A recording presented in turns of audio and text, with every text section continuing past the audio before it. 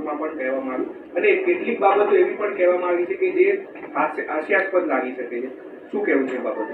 Ahmedabad municipal corporation का सबसे विवादित यदि कोई डिपार्टमेंट हो तो वो ब्रिज प्रोजेक्ट है। लगातार विवाद में रहने वाले ब्रिज प्रोजेक्ट कभी भी सुधरने का नाम नहीं लेता। गंभीरा, हटकेश्वर, मोरबी जैसी घटनाओं के बाद भी कांग्रेस पार्टी का ये मानना है कि अहमदाबाद म्यूनिसिपल कॉरपोरेशन में ब्रिज प्रोजेक्ट अभी भी सुधर नहीं रहा है।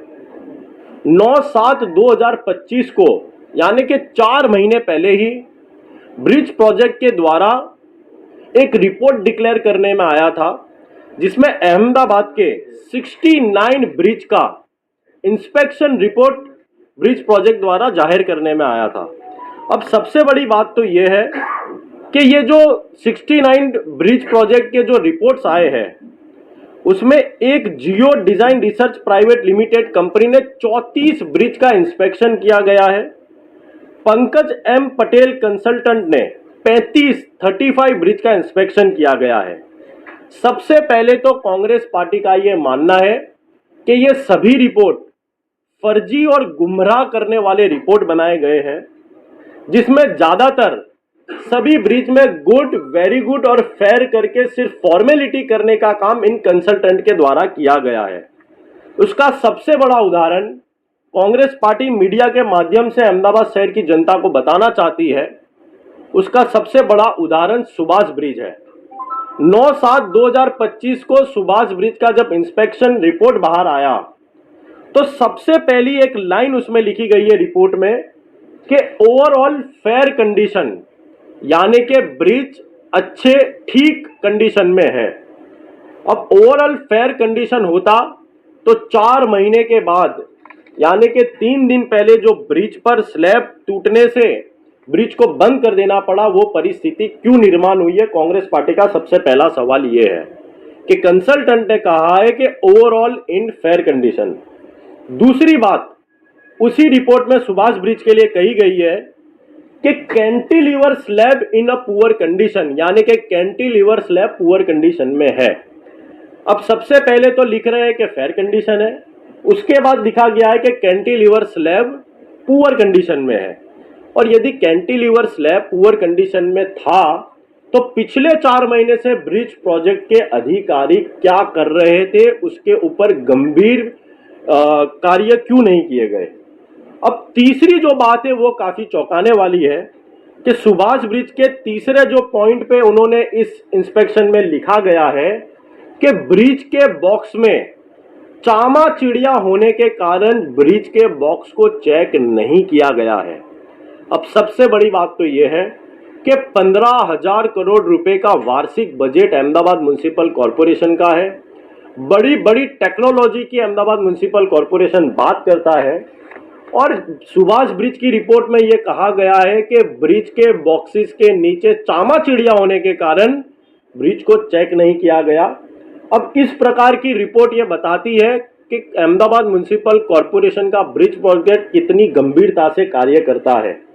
मैं मानता हूं कि जो भी ब्रिज जो फेयर, गुड और वेरी गुड कंडीशन में है वो सारे के सारे फर्जी रिपोर्ट है। कांग्रेस पार्टी सबसे पहले तो ये मांग करती है कि पंकज एम पटेल कंसल्टेंट जिसने 35 ब्रिज का इंस्पेक्शन किया है उसको सबसे पहले ब्लैकलिस्ट किया जाए और इन सभी रिपोर्टों का साइंटिफिक तरीके से फिर से रिपोर्ट की जाए और सभी ब्रिज के लिए फिर से रिपोर्ट डिक्लेयर किया जाए। और सबसे बड़ी बात तो यह है कि जब कैंटिलीवर स्लैब पुअर कंडीशन में बताया गया है तो ओवरऑल इन फेयर कंडीशन में ब्रिज कैसे आ सकता है? और कैंटिलीवर स्लैब यदि डैमेज है तो वो अधिकारी जिसने अभी तक उसे बनाया नहीं था उसको तात्कालिक सस्पेंड करने की कांग्रेस पार्टी मांग करती है। और दूसरा सबसे बड़ा मुद्दा ब्रिज प्रोजेक्ट का यह है कि हाटकेश्वर ब्रिज के बाद लगातार ब्रिज प्रोजेक्ट विवादों में रहा है और इस रिपोर्ट के जरिए भी ये बताता है कि ब्रिज प्रोजेक्ट गंभीरता से कार्य नहीं करता। उसका कारण यह है कि अभी फिलहाल अहमदाबाद शहर में 13 ब्रिज का निर्माण हो रहा है जिसके पीछे 1,153 करोड़ रुपए की मातबार रकम खर्च की जा रही है। अब सबसे बड़ा एक चौंकाने वाला खुलासा कांग्रेस पार्टी के सामने कल ये आया है कि ब्रिज प्रोजेक्ट में असिस्टेंट सिटी इंजीनियर की एक पोस्ट है डेप्यूटी सिटी इंजीनियर की 3 पोस्ट है, असिस्टेंट सिटी इंजीनियर की 6 पोस्ट है, असिस्टेंट इंजीनियर की 12 पोस्ट है और टेक्निकल सुपरवाइजर की 16 पोस्ट है। यानी कि कुल मिलाकर 38 लोगों की पोस्ट, इतने सारे अधिकारियों की पोस्ट ब्रिज प्रोजेक्ट के द्वारा रखी गई है।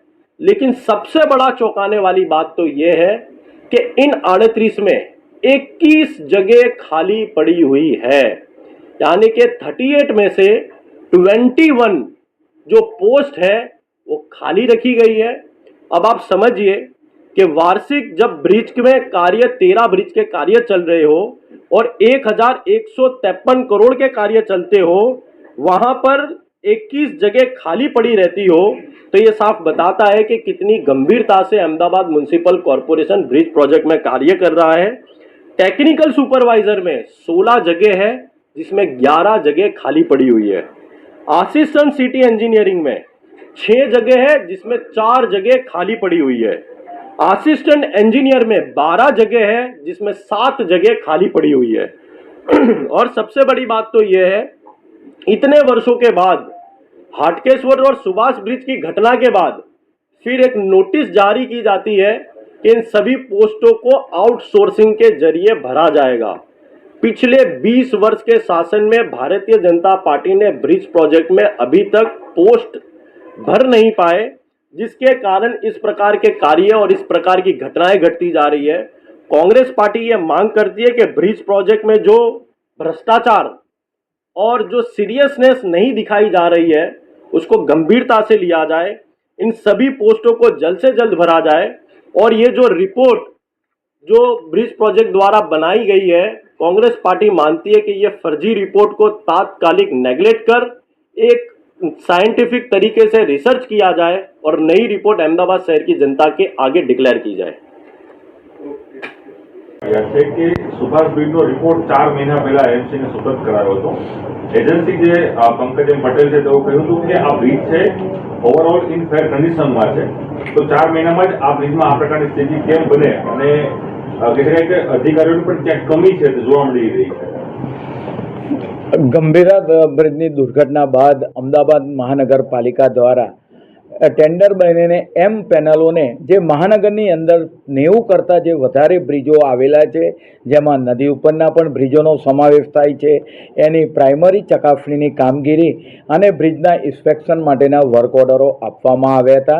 એની અંદર જે 2 કે 3 કંપનીઓને અલગ અલગ વાત કરે કે ઓર્ડર જે આપવામાં આવ્યા હતા, ફર્સ્ટ સ્ટેજના ઇન્સ્પેક્શનની અંદર એ લોકો દ્વારા કોર્પોરેશનને રિપોર્ટ પણ કરવામાં આવ્યા હતા, પરંતુ મહાનગરપાલિકા દ્વારા ફરીવાર બીજી વાર ઇન્સ્પેક્શનની પ્રક્રિયા જ્યારે ચાલુ થઈ ત્યારે તરત જ આ ઘટના જે સ્પાનની અંદર તિરાડ અને ઉપરના ભાગની અંદર રોડ ઉપર પણ તિરાડ અને નજીક આપણે વાત કરીએ કે વોકિંગ ટ્રેપ પર સ્લેબની અંદર પણ જે જોવા મળી અને સ્પાનના ભાગ પર અસર જોવા મળી, એને આધારે મહાનગરપાલિકાએ કોઈપણ જાતની દુર્ઘટના ન બને તે માટે આ બ્રિજ અવરજવર માટે બંધ કરાવી દીધો।